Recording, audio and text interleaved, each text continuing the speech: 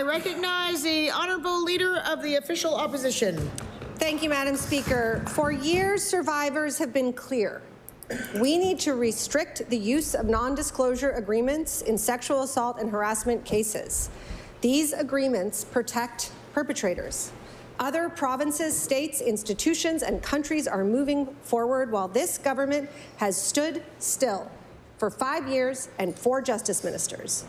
While this government, who initially promised to protect victims, has once again broken a promise. When asked, the 3 previous justice ministers all dodged and delayed supporting the women of this province, and so I'd like to ask the current Minister of Justice if he can finally answer the question, when will this government ban the use of non-disclosure agreements?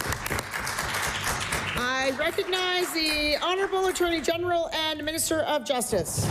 Well, thank you, Madam Speaker. Supporting survivors with sensitivity and respect remains our priority. Non-disclosure agreements should never be used to silence victims. The Uniform Law Conference of Canada is considering the issue of NDAs. They are now developing model legislation expected later this year. As soon as that model legislation is released, the department will review that model legislation and will bring back something sometime after that, Madam Speaker.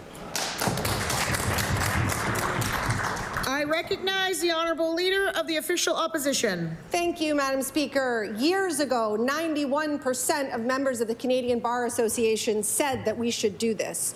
This government did its own jurisdictional scan. Women have come to this legislature and told their stories. They have talked about how NDAs silence them, taking away their right to speak about their own experience, even to a family or therapist.